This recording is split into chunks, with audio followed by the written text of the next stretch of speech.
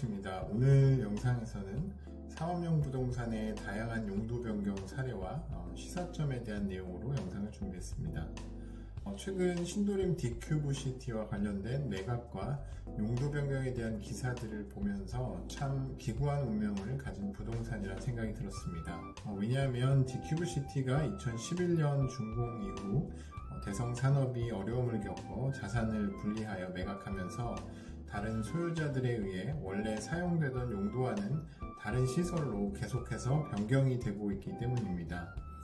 디큐브시티는 주상복합으로 아파트, 오피스, 호텔, 백화점이 함께 있는 구조입니다. 독립적인 아파트를 제외하면 나머지 한 개 동은 저층부의 리테일과 상층부의 오피스와 호텔로 혼합되어 구성되어 있었습니다. 준공 시점에 대성산업의 재무구조가 악화되어 JR투자운용을 통해서 오피스, 호텔, 백화점을 순차적으로 리츠에 편입하였습니다. 그리고 이후에 캐펠 자산운용이 오피스 부분을 먼저 인수하였고 다음으로 호텔을 인수하여 이를 리모델링하여 오피스로 용도 변경을 하였습니다. 최근 캐펠 자산운용은 이렇게 전체를 오피스 빌딩으로 탈바꿈시킨 것을 매각에 나섰습니다.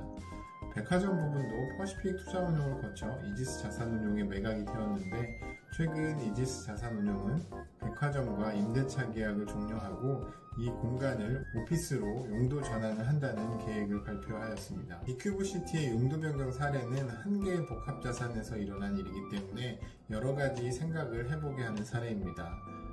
프로젝트가 원래부터 주변의 현황을 잘 살피지 못하고 사용 계획이 잘못되었던 것인지 아니면 시간이 지남에 따라 사용상의 효용 가치가 떨어진 것인지 등을 한번 되돌아볼 필요도 있을 것 같습니다.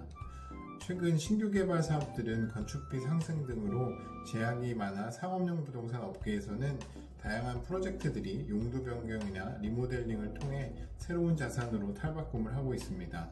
어떤 유형의 용도 변경이 있는지 한번 정리해보고 각각의 자산들이 어떤 연유로 이런 시도를 하게 되었는지 살펴보도록 하겠습니다.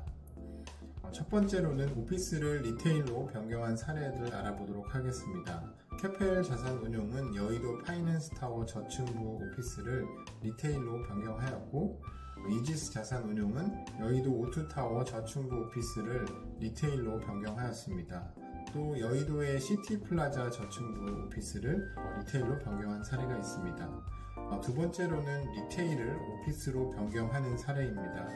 GRE 파트너스 자산운용은 왕십리의 엔터식스 파크 에비뉴를 오피스로 변경하는 프로젝트를 진행 중입니다. 그리고 앞서 말씀드린 이지스 자산운용이 보유한 신도림 현대백화점 디큐브시티를 오피스로 변경하고자 준비를 하고 있습니다.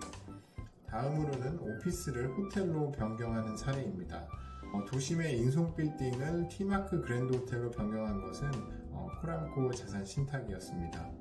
그리고 호텔을 오피스로 변경한 사례들도 많이 있습니다. 이지스 자산운용은 티마크 호텔을 충무로 15빌딩으로 변경하였고 GRE 파트너스 자산운용은 도심에 있는 뉴국제호텔을 오피스 빌딩으로 변경을 하고 있습니다.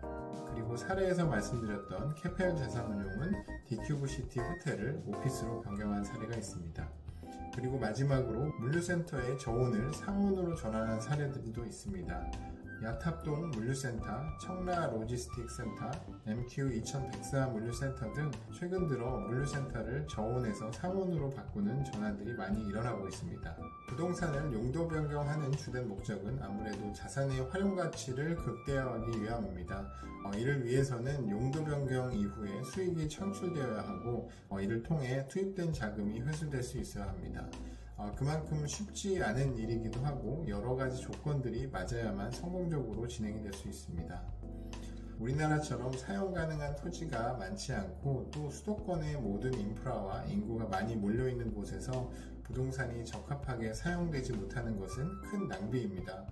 그런 점에서 용도 변경을 통해 필요한 곳에 적정한 수요처를 찾아 부동산을 되살리는 역할을 하는 점에서 긍정적인 측면이 있다고 생각합니다. 반면 물류산업의 사례를 보면 개발 회사들의 무분별한 진입으로 인해 과도한 공급으로 인해 어쩔 수 없는 용도 변경을 하는 것들도 있습니다. 애초에 잘못된 시작이 결과적으로 큰 사회적인 비용 낭비가 되어버렸습니다. 개발 이익을 극대화하기 위해 저온물류의 비율을 늘렸던 것이 독이 되어 개발 사업이 망가지고 결국 준공전 또는 이후에 상온으로 변경하는 악순환이 이어지게 된 것입니다. 그리고 예상치 못한 환경의 변화로 인한 것들도 있습니다. 호텔 산업에서는 코로나라는 경험해보지 못한 대유행으로 인해 호텔의 활용도가 감소하여 오피스로 변경을 하는 프로젝트들이 늘어나게 되었습니다. 하지만 시간이 흘러 코로나가 지나고 K컬처의 힘으로 국내 관광시장이 급속도로 회복되면서 호텔 산업은 호황을 맞는 상황으로 바뀌었습니다. 오히려 호텔 공급이 부족한 시장이 되어버렸습니다. 부동산은 아무래도 다른 산업에 비해 공급 속도가 느리다 보니 오히려 전화위복이 된 경우도 있습니다. 아벤트리 호텔 종로는 코로나로 인해 오피스로 변경하려던 계획이 있었습니다. 그런데 금리 상승으로 어려움을 겪으면서 제대로 진행되지 못했고 매각을 하려다 오히려 시간이 지나 호텔로 쓰는 게 더 나은 상황이 되어 기존 오피스로의 변경 계획이 철회되기도 했습니다. 용도 변경이나 리모델링은 멸실하고 신축하는 것에 비해 시간과 비용을 아낄 수 있지만 아무래도 한계가 있을 수밖에 없습니다. 원래 계획하고 사용하려던 목적으로 건축되다 보니 이를 바꾸는 데에는 여러 가지 제약이 있을 수밖에 없습니다.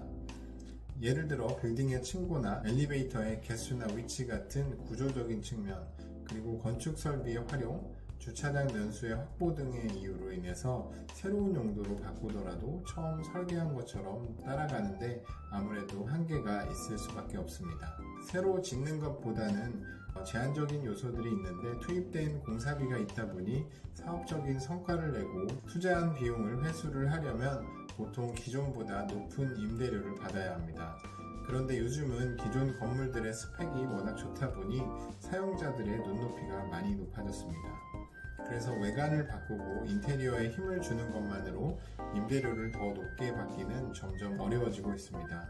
결국 용도 변경이 성공하려면 이런 약점들을 충분히 극복할 만한 입지적인 장점이 있거나 특별한 수요가 있는 자산을 선택해야 그나마 성공할 수 있습니다. 어떤 면에서는 신축보다 훨씬 난이도가 있는 게 용도 변경이나 리모델링 프로젝트라고 할 수 있습니다.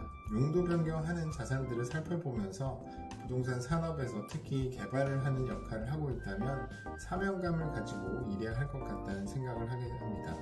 단순히 사업적 이익만을 내기 위한 프로젝트를 진행하다가 부동산이 잘못 공급되면 사회적으로 낭비되는 비용이나 시간이 그만큼 크기 때문입니다. 무엇보다 부동산은 필수제이기 때문에 다른 산업 분야에 비해 사회적으로 주는 영향력이 크다는 것을 생각해야 할 것 같습니다. 예전에 제가 만났던 업계 분께서는 여의도에 개발되는 레지던스에 대해 불편한 감정을 가지고 계셨습니다. 여의도는 금융특구로서 전통적으로 금융회사들이 많고 여의도 증권가 골목은 그런 빌딩들이 모여있는 곳인데 그 중간에 주거부동산을 개발하는 것이 과연 맞는 것인지에 대한 그분의 개인적인 의견이었습니다. 부동산을 개발하는 사업적인 관점에서는 맞는 의사 선택일 수도 있겠지만 금융직으로서의 갖는 특색과는 어울리지 않는다는 것이었습니다. 부동산 업계에서 일을 하는 사람으로서 한 번쯤 생각해봐야 할 질문인 것 같아서 한동안 머릿속을 떠나지 않았던 기억이 남아있습니다. 아마도 그때는 맞고 지금은 틀리기 때문에 부동산 자산들도 용도 변경도 이루어지는 것이겠지만 개발 계획을 수립할 때 장기적인 안목으로 과거의 사례들을 살펴보면 그 시행착오를 조금이나마 줄일 수 있을 것입니다. 위에 소개해드린 용도 변경 사례들이 상업용 부동산 업계에 있는 분들에게 좋은 판단을 할 수 있는 밑거름이 되기를 바라봅니다. 그러면 오늘 영상은 여기서 마치고 다음에 더 유익한 영상으로 찾아뵙도록 하겠습니다. 감사합니다.